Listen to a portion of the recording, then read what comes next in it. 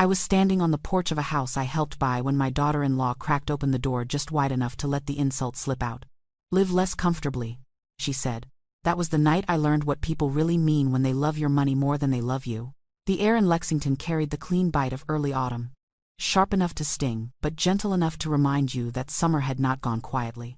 I cradled my warm cinnamon loaf against my chest like something fragile, something hopeful. For 30 years, I had baked it for birthdays, holidays, and every family dinner in between. It felt strange to be holding it now on a doorstep where warmth no longer lived. The door opened only a sliver, just enough for Melissa Whitford's carefully painted smile to appear.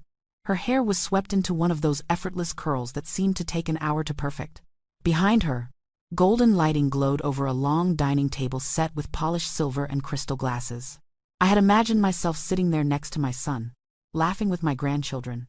Instead, I saw only silhouettes and shadows. "Oh, Evelyn," she whispered, lowering her voice as if I were some embarrassing secret. "I think Luke forgot to tell you.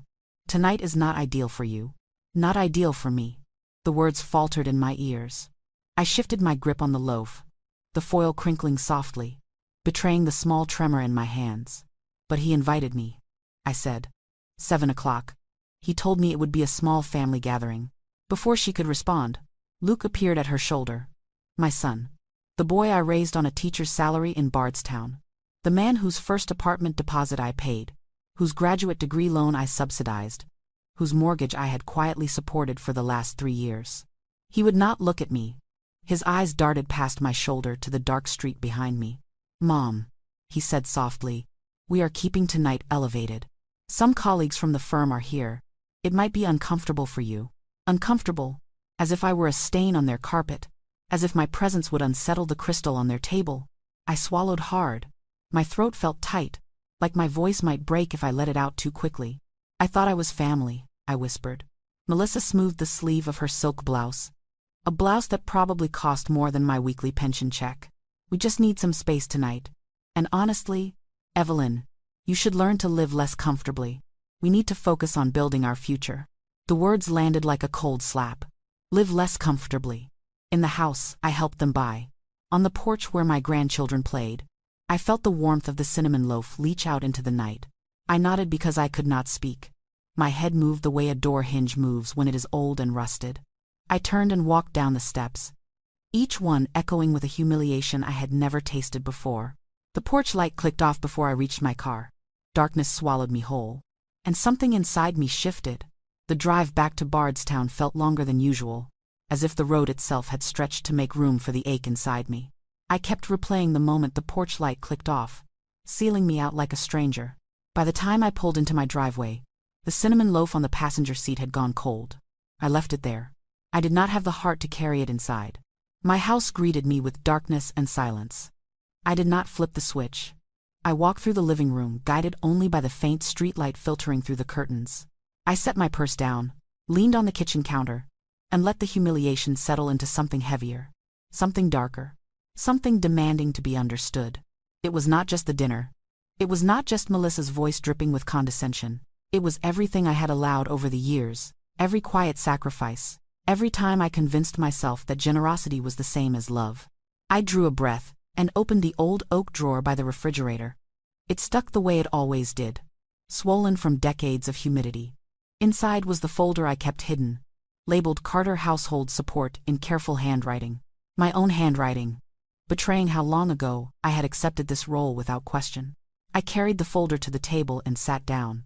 The chair creaked under me, the way it always did, but tonight it sounded like a warning. I opened the folder and began laying out the documents one by one. The mortgage top-up, the car leases, Melissa's real estate marketing subscriptions, the children's tutoring program, health insurance invoices, the house pest prevention plan, the landscaping contract, grocery delivery fees, memberships to places I had never been invited to, payments for school trips I did not know the children had taken. I counted them slowly, my finger tracing the lines of each page as if reading a confession. 10 pages, then 20, then more. 131 active payments, 131 ways I had kept their life afloat while letting mine quietly sink. I stared at the total monthly outflow. My breath caught. It was nearly triple what I lived on. My retirement check, the one I had scraped together through decades in a public school classroom, had not been enough, so I used savings. Then investments. Then small pieces of my future I never expected to part with. I glanced around my kitchen. The laminate counter was peeling at the edges. The stove was over 20 years old. My slippers were patched with thread. The heating rattled every winter. And every year, I postponed fixing it because the children needed something more. Live less comfortably, Melissa had said. The nausea rose quickly. Not from the money. From the contempt. From the way they had taken with one hand while pushing me away with the other. From the way entitlement had replaced gratitude. My hands stopped trembling. They stiffened with clarity. I closed the folder. The sound was soft, but in the quiet kitchen it echoed like a gavel. Tomorrow, everything would change. Morning arrived gray and heavy, as if the sky itself carried the weight of everything I had uncovered the night before. I dressed slowly, choosing my navy cardigan, the one Luke always said made me look too old-fashioned. Today, I wanted to feel grounded, not pleasing. I poured a cup of tea, but it went cold untouched. My mind was already miles away, sitting across from a bank manager with my folder of truths. By the time I reached Blue River Savings Bank, the autumn air had sharpened into a brisk wind that pushed against me as though urging me to turn back. But I did not. I pulled the glass door open and walked into the familiar space. I had banked here for over 30 years. The teller, Michelle, smiled warmly at me. I managed a small nod. Ruth Delgado, the branch manager, spotted me before I could ask for her. 58. Tidy bun. Glasses always perched low on her nose. Ruth carried a calm air that had steadied many of us through financial hardships over decades. She waved me into her office with a gentle, questioning expression. "Evelyn," she said, closing the door behind us. "You look troubled. Sit. Tell me what you need."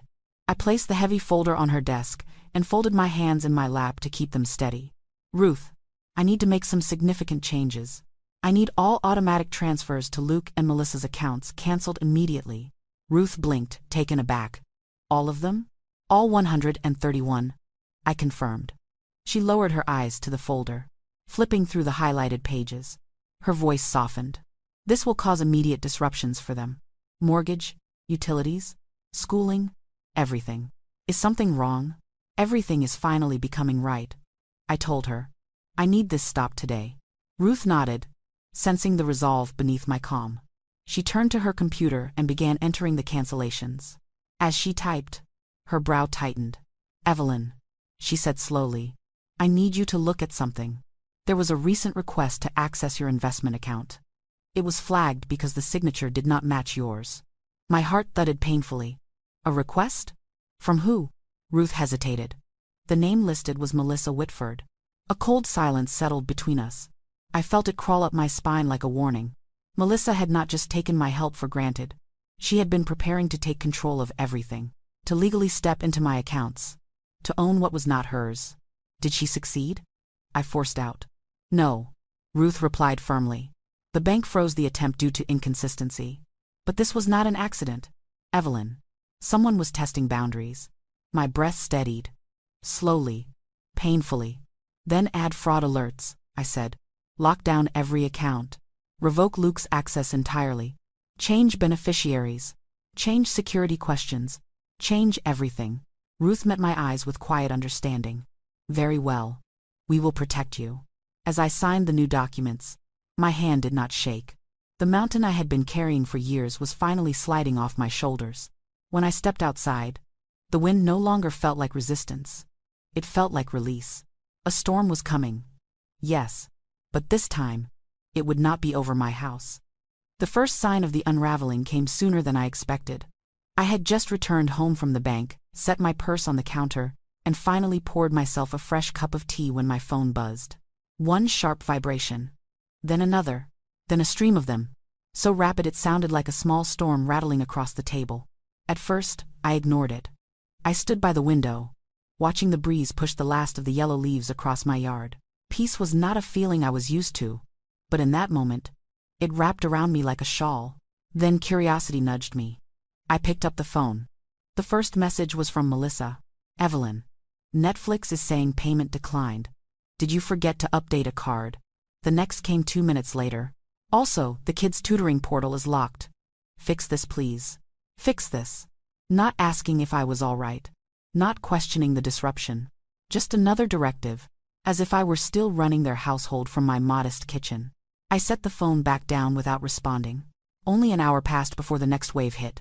This time from Luke. Mom. The electric bill shows unpaid. What is going on? Mom. Call me now. Mom. Seriously. I need you to take care of this. We have people coming this week. People coming. Guests. Colleagues. Appearances to maintain. Everything Melissa had built her world upon. I put the phone face down and reached for my gardening gloves instead. The roses along the fence needed pruning, and my hands needed something steady to do. As I clipped away brittle stems, the phone buzzed again and again in my apron pocket. I let it. By late afternoon, the tone of the messages began to shift. The confident demands softened into strained confusion, then tightened into panic, then spiraled into anger. Mom answered the phone. Why are the cars flagged as overdue? We got a notice from the water company. Mom, this is serious. Mom, stop ignoring us. This is humiliating. Humiliating. The word stung, only because it echoed the very thing they had inflicted on me. Yet, instead of anger, I felt a strange, settling calm. In the evening, as dusk bled across the sky, Melissa finally unleashed what I had known was coming. Evelyn, if you are doing this out of spite, just know you are creating unnecessary drama. People will talk. You are making us look irresponsible. My jaw tightened at the phrasing. Making them look irresponsible. As though responsibility were a costume I had accidentally knocked askew. Another message followed seconds later. If you do not resolve this tonight, I will reach out to some people who can help mediate this in a formal way. A threat. A thin one, but a threat nonetheless. I deleted the message. Then I powered off the phone completely. Outside, the wind picked up, pushing shadows across the lawn. As I locked the back door for the night, my neighbor, Mr. Talbot, waved from across the street. Saw your son driving around late last night, he called. Seemed like he was looking for something. Something. Or someone. I thanked him and stepped inside, sliding the bolt into place. The storm had arrived, exactly as I knew it would. But this time, I was not the one unprepared. The confrontation arrived the next morning, not with a polite knock but with the hard, frantic slam of my front door hitting the wall. I was slicing an apple at the kitchen counter when Luke stormed in, face flushed, breath ragged. It was the look of a man whose world had tilted overnight. Mom, he shouted. What on earth did you do? I placed the knife down with deliberate calm. You should not enter a home without being invited, Luke. He ignored the warning. The bank froze our mortgage account. The car payments bounced. The utilities are overdue. Melissa is furious. Do you have any idea how embarrassing this is? Embarrassing. Always the same word. As if the greatest tragedy in his life were the opinions of strangers. I gestured toward the kitchen table. Sit down, Luke. He did not. He paced instead, running a hand through his hair. The veneer of his expensive lifestyle had cracked, and underneath it was a boy who had never learned to stand alone. Why would you stop everything? He demanded. You know we rely on these things being handled. You know how busy I am. I looked at him steadily. I stopped them because you told me to live less comfortably. I am simply granting your request. I am living within my means and allowing you to live within yours. His expression faltered. Mom, that is not what I meant. Melissa meant. It was a misunderstanding. A misunderstanding. I lifted the folder from the counter and placed it on the table. 131 payments, Luke. 131 ways I have supported your life. Your cars. Your home. Your children's education. Your wife's business expenses.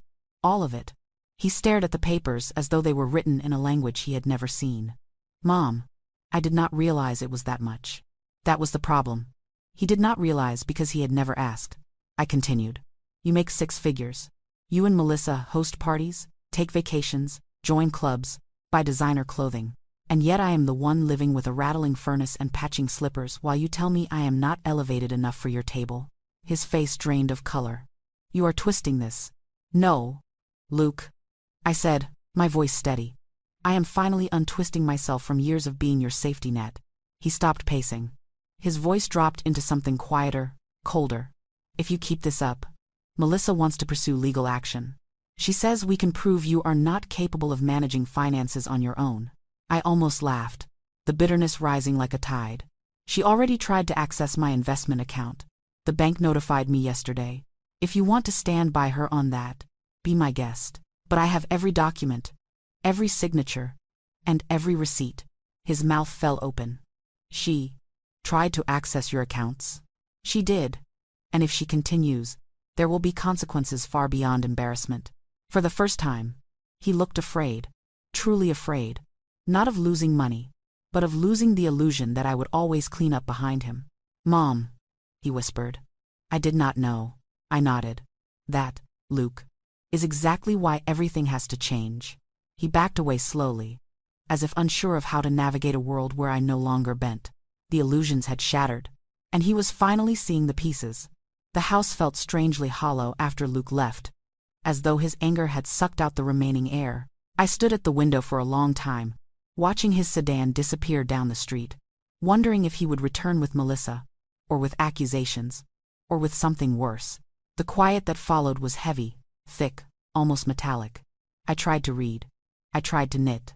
Nothing held my focus long enough to matter. By late afternoon, a soft knock startled me. It was not the frantic pounding of earlier. It was gentle, hesitant, almost musical. When I opened the door, I found my granddaughter Abby standing there with a plastic container of soup and red eyes that told a story long before she spoke. "Grandma," she said, "can I come in?" "Of course." I stepped aside quickly, sensing the weight she carried. She moved into the kitchen and set the soup on the counter, her hands trembling slightly. Her long brown hair was pulled into a messy bun, and she looked younger than her 21 years.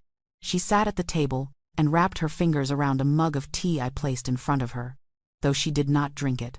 Instead, she stared at the surface as if searching for answers in the steam. "It is bad at home," she finally whispered. "Really bad. Dad is yelling. Mom is crying and breaking things. They say you ruined everything." I sat across from her, letting her get the words out. I imagined the chaos, the unraveling, the panic that comes when the foundation someone believes is theirs suddenly vanishes.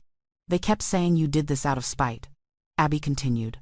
"But," she hesitated, "I do not think that is true." I waited.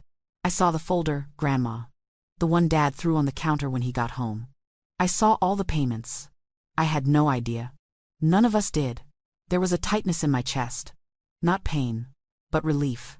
Someone finally understood. Her voice grew even quieter, and I found something else. Something Mom did not want anyone to see. She reached into her backpack and pulled out her phone. After tapping through several photos, she turned the screen toward me. There, clearly photographed, were documents bearing my name. Refinancing applications, preliminary loan forms, authorization drafts, all partially filled out in Melissa's handwriting. My stomach dropped. "Where did you get these?" Abby swallowed hard. "Mom left them on her desk. I heard her talking on the phone about needing to speed it up before you changed anything." "Grandma, I think she was planning to put the house in your name on a loan. A big one. One you would be responsible for." My breath caught in my throat. This was no longer entitlement. It was intention. Calculation. A plan to use me as collateral, to secure their lifestyle by binding me legally in ways I might never escape. I stared at the documents on her screen. Cold dread began to creep through me.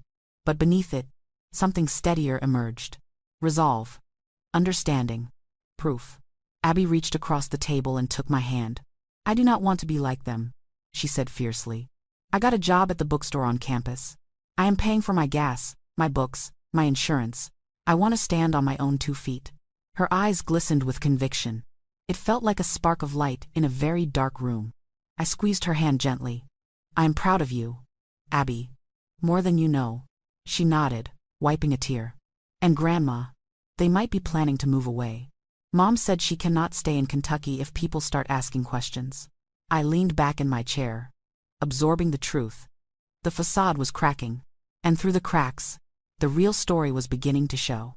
The days that followed felt like the uneasy calm after a tornado, when the sky looks deceptively blue, but everyone knows the damage has already been done. I went about my routines quietly, watering the plants, sweeping the porch, knitting a few rows each night. Yet beneath the surface, life around me was shifting. Word travels fast in Kentucky, especially in towns where family names carry more weight than street signs. I heard first from my neighbor Ruth Ann, who casually mentioned during our morning walk that she had seen a tow truck hauling away the gleaming SUV Melissa once bragged about. The next day, Mr. Talbot mentioned that the Whitfords had canceled their annual fall trip to Asheville. A day after that, my friend Marjorie whispered that Melissa was losing clients because she appeared distracted, disheveled, and, most telling of all, desperate. It was happening. The life they had built on borrowed foundations, on quiet assumptions, on my silent sacrifices, was finally forcing them to stand on its true footing. Still, I did not expect to see Luke again so soon. It was a Thursday evening, quiet and cool, the kind of dusk that turns the sky to soft lavender. I was settling onto my porch with a mug of chamomile tea when I heard the slow crunch of tires on gravel. A modest gray sedan pulled into my driveway. Luke stepped out, not in his tailored blazer or polished shoes, but in jeans and a faded sweatshirt. He stood beside the car for a moment as if unsure he had the right house. He walked toward me slowly, each step heavy, deliberate. When he reached the bottom of the porch steps, he paused, hands tucked in his pockets like a boy waiting for permission to come home. "Hi, Mom," he said quietly. "Hello, Luke." He did not come further. Instead, he reached into his pocket and pulled out a small box. The worn velvet edges told me exactly what it was before he opened it. "I brought this back," he said. I could not. I did not want to sell it. It did not feel right. Inside lay the vintage watch I had gifted him on his 35th birthday. His father's watch. A piece of family history. Something meant to be passed down, not cashed in. "I do not want the watch back, Luke," I said softly. "It was a gift."